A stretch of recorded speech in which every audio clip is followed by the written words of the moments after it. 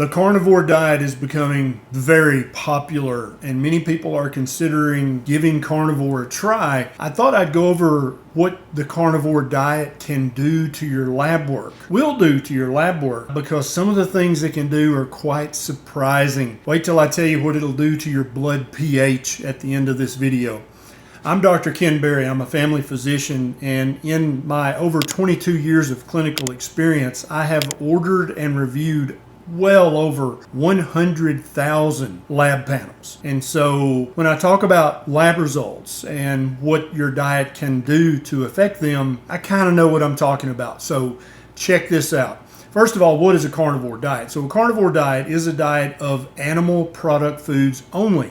Basically meat, eggs with the yolk. You can include seafood in this. You can include crustaceans and shellfish. You can include insects because they are also carnivore.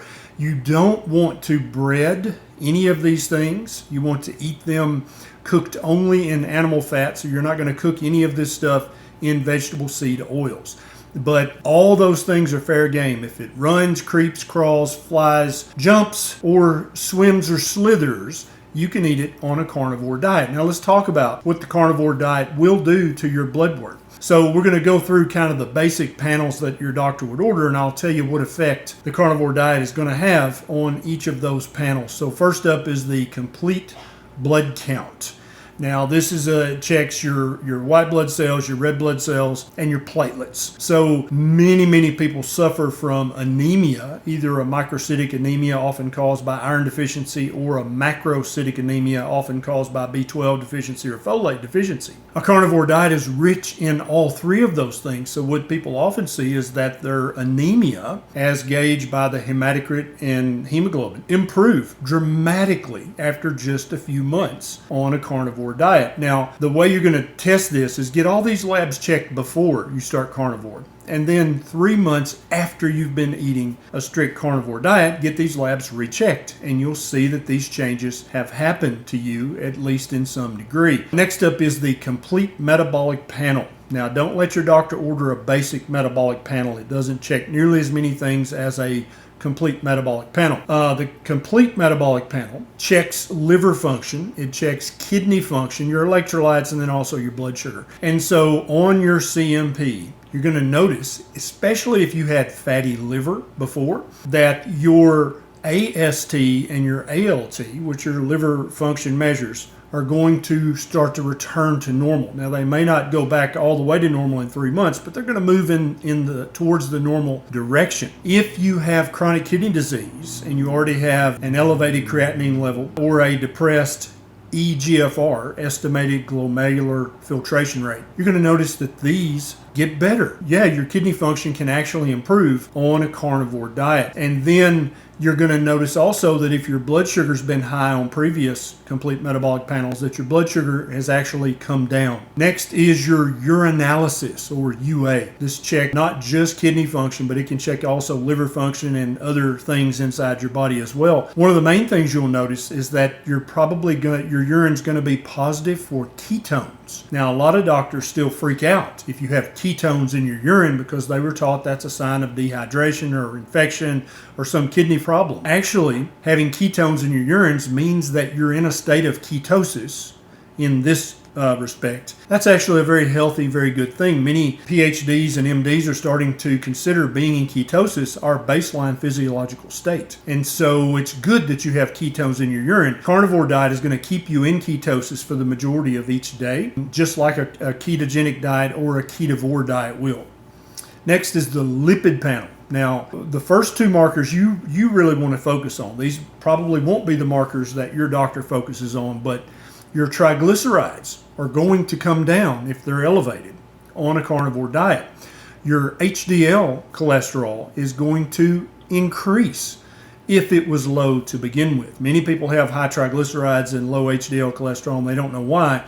It's because you're eating too many carbohydrates. And since a carnivore diet is the lowest carbohydrate diet you can possibly eat, it's going to make your triglycerides move back towards normal and make your HDL cholesterol elevate back up towards normal. Now, your doctor's probably going to focus on your total cholesterol and your LDL cholesterol in the lipid panel.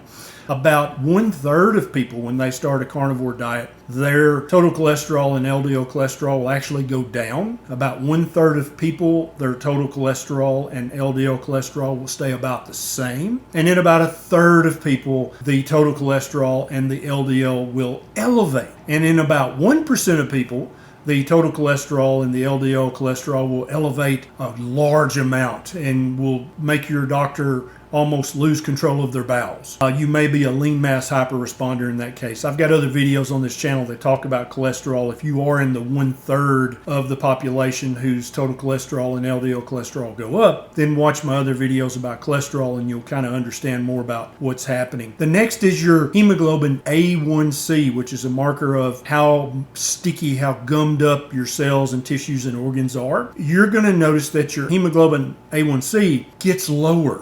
And especially if you're pre-diabetic or type 2 diabetic or type 1 diabetic, you're going to notice that your A1C will decrease drastically back towards normal. Many people who have been on a carnivore diet for a year or longer, their hemoglobin A1C is 4.8 or 5.2. Now, if that sounds like numbers you're like, there's no way I'll ever have that, stay on carnivore long enough and you will, my friends. Next is a fasting insulin. Now, this is a test that most doctors do not check. But from this day forward, you're always going to politely insist that your doctor check a fasting insulin level on you. It's very important. The vast majority of adults in the United States and indeed in other parts of the modern society, their fasting insulin level is very elevated. Doctors don't know this because they don't check it. Now, like I said earlier, I want you to get your labs checked before you start carnivore. Your fasting insulin is probably going to be elevated at least to some degree. I consider a normal fasting insulin to be anything less than 10. After 3 months of carnivore, when you repeat that, you're going to notice a drastic reduction in your fasting insulin, and that will be protecting you from hundreds of chronic medical conditions. Next is testosterone level, total testosterone. In men, what men have noticed is that their total testosterone after 3 months of carnivore goes up anywhere from 50 to 350 points after just 3 months on a carnivore diet. Now, in women, if you don't have PCOS, because many women can have low testosterone just like men can, you're going to notice a slight increase in your total testosterone. Women who have PCOS, however, actually notice a decrease in their abnormally high testosterone. Next is DHEA, and this is anybody in general who's just overall relatively healthy, but you don't have PCOS, you're going to notice a slight increase in your DHEA level. That's actually a good thing. But in women with PCOS, you're going to notice a reduction in your abnormally high DHEA level. Next is CRP. C-reactive protein. Virtually everyone after 3 months of a carnivore diet, especially if their CRP was elevated in the past, showing that there's some kind of inflammation going on in the body, you're going to notice that your CRP level decreases back towards normal after 3 months on a carnivore diet.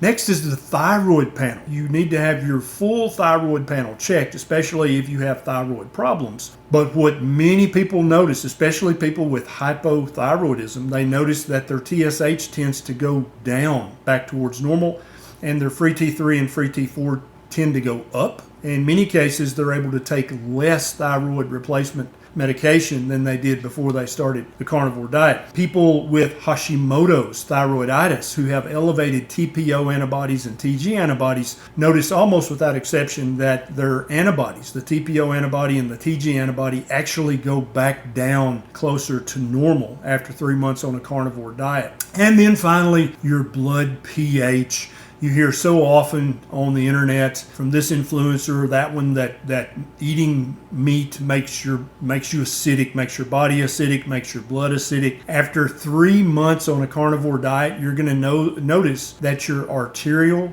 pH did not change at all. Eating meat does not make your blood more acidic. That is a fallacy. That is a myth. That is a lie that seemingly just will not die. Eating meat does not make you acidic. Eating meat reverses type 2 diabetes. Eating meat gets rid of fatty liver. Eating meat helps your hormones return back to the normal levels.